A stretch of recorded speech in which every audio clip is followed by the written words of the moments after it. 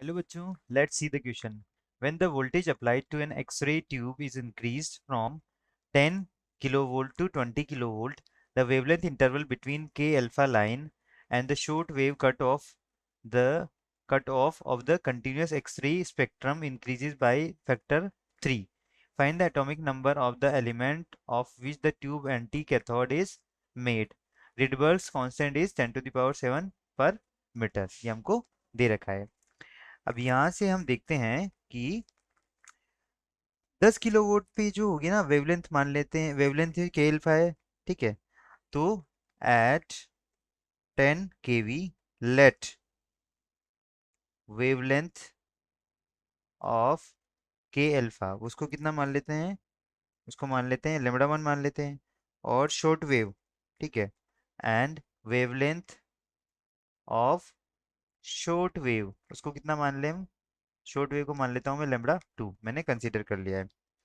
तो यहाँ देखो लेमड़ा 2 क्या होगा, हमारा लेमड़ा 2 होगा, क्या होगा, एच सी बाई ई होगा, इंटू 10 किलो वाट होगा। ठीक है, तो ये आ जाएगा 1.2375 एंगस्ट्रॉम आ जाएगा। ठीक है, अब 20 किलो वाट पे देखते हैं एट 20 किलो वोल्ट।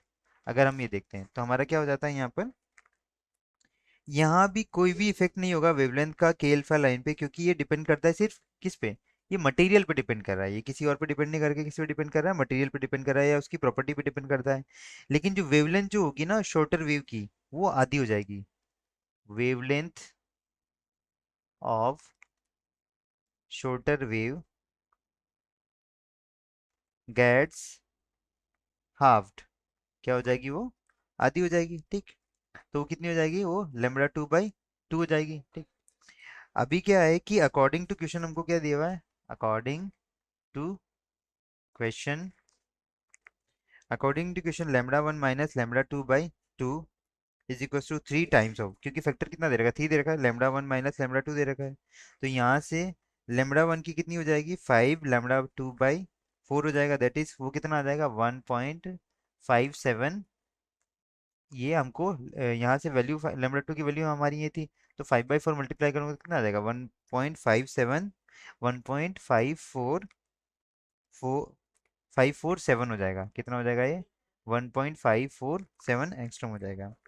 अब जो वेवलेंथ होगी ना के अल्फा लाइन की, वो कैसे दी होगी, wavelength of K alpha line, ठीक है, वो कैसे आएगी हमारी 1/λ1 इज इक्वल टू z-1 का होल स्क्वायर टू आर 1/1 का स्क्वायर माइनस 1/2 का स्क्वायर। तो कितना आ गया ये आ गया हमारा z-1 का whole square into R into 3/4 आ गया है। ठीक, तो z-1 का होल स्क्वायर कितना आ गया हमारे यहाँ से 862, अप्रोक्सीमेटली कितना आता है, ये 862 आता है। तो z की वैल्यू कितनी होगी approximate 30.36, that is equal to approximate कितनी वैल्यू होगी 30 होगी। तो z क्या है, atomic number of the element, तो हमको क्या चाहिए था atomic number of the element, तो अप्रोक्सीमेट कितना आ गया वो 30 आ गया। तो यही हमारा क्या है फाइनल आंसर है। I hope you understood it well, best of luck.